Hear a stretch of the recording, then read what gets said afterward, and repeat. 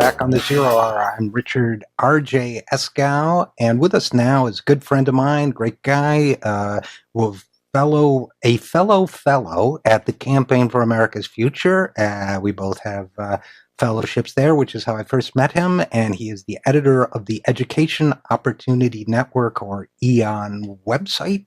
He was also one of the principal writers for Open Left, if you remember that great website. He owns a marketing and communications consultancy in Chapel Hill, North Carolina. He knows a lot about education. It's good to have you back. Jeff Bryant, thanks for joining us. Dude, pick up the phone. Okay. What else can I tell you? Okay, now we're going to talk about Jeff.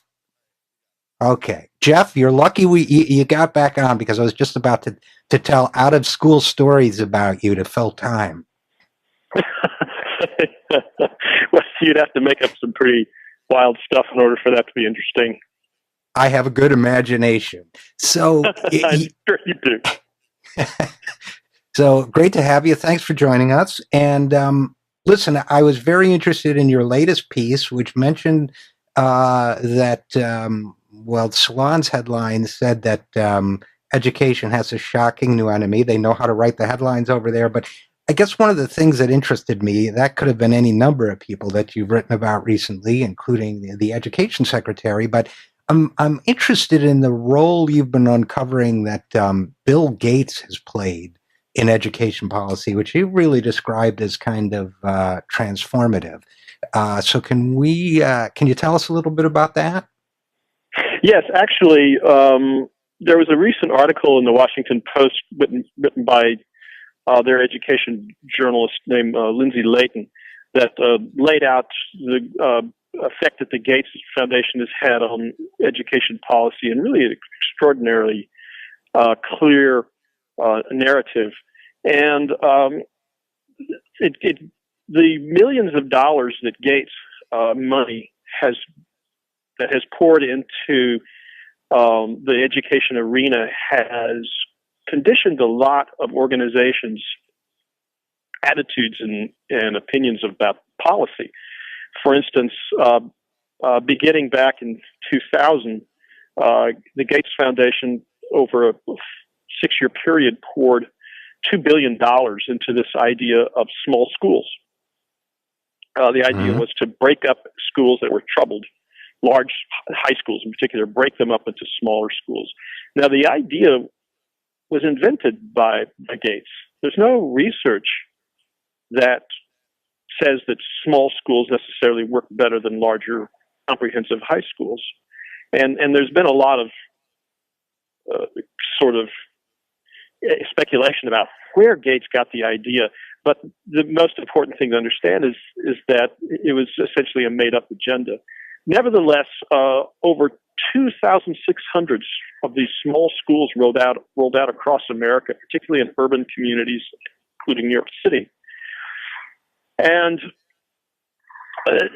the reason they rolled out was because as money has been gradually taken away from the public sector, policymakers in education, whether you work for a think tank or whether you work in a district office, more and more so treat these philanthropists like a royalty almost, because you know that lots of times what they're donating really constitutes your salary.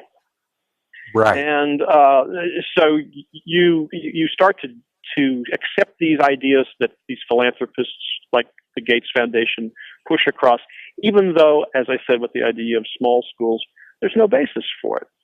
After about 6 to 8 years of these small schools rolling out, there was a strong political backlash in many of the communities where it was happening. Parents, for instance, were very upset at the fact that their schools were broken up to such smaller entities that they couldn't, field athletic teams anymore, or have a school band, or have a big drama department. Right. Sure. Students also were alienated from the fact that they got separated into a different school from their classmates. Sure. So there was all sorts of backlash to this. And in the meantime, there was no immediate increase in test scores, which has become a proxy for determining learning output, a student performance measure. And so the Gates Foundation, and principally Bill Gates himself, got very frustrated and impatient with the whole idea and promptly ended it in 2008 and moved on to the next endeavor. In the meantime, some of these schools actually continued on as small schools, and there's been some research to show that there were particular students in certain communities that actually benefited. In longer-term longitudinal studies, researchers were able to ascertain that, well, there was something to this for some of these students. But in the meantime, the Gates Foundation moved on to the next idea, which was called turnaround schools. And again, hundreds of millions of dollars poured into the idea that if we take over a school that has low-performing students and close it, fire all the staff, reopen it in a turnaround endeavor, which usually means hiring a private management company to come in and run the school, then that will produce great results. Here again, there's no research basis on this at all, but because the Gates Foundation poured many millions of dollars into it, policy analysts and think tanks, administrators in school districts went along with the idea. And I'm getting this mental image of like an imperial ruler snapping his fingers and the courtiers and the various think tanks and research organizations jumping. And the small school thing, I mean, I think there's pretty solid research that says small classes are a benefit to students, but smaller schools, it sounds like what you're saying is benefits a few or some maybe, but there was no research, no output. Turnaround schools, fixing a troubled school is, as you know, is often a community issue, not just a school issue. It's not like building a monopolistic mega corporation in the technology field, for example. It requires a different skill set, including the ability to negotiate and interact with the community with which you live and to understand and collaborate with that community. So I guess in the minute we have left, it's a fascinating story, and it touches on so many things. Now I gather that Bill Gates is moving on yet again and focusing on Common Core, which is the idea that students are all outputs of a system that should be measured simultaneously with the same test scores and the same predetermined information packets. Is that, in the 30 seconds we got left, is that where we're going with this? Yes. Gates Foundation, after the turnaround efforts in Chicago did not work well, went on to the Common Core.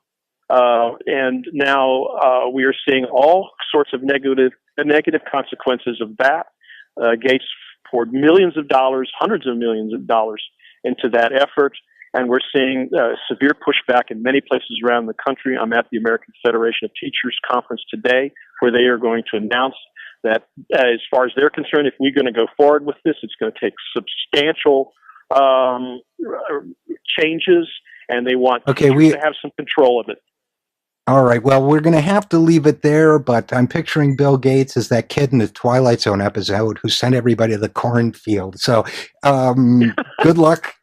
Keep up the great work, Jeff Bryant, and we will be back after this break. I'm Richard RJ Eskow, and this is The Zero Hour.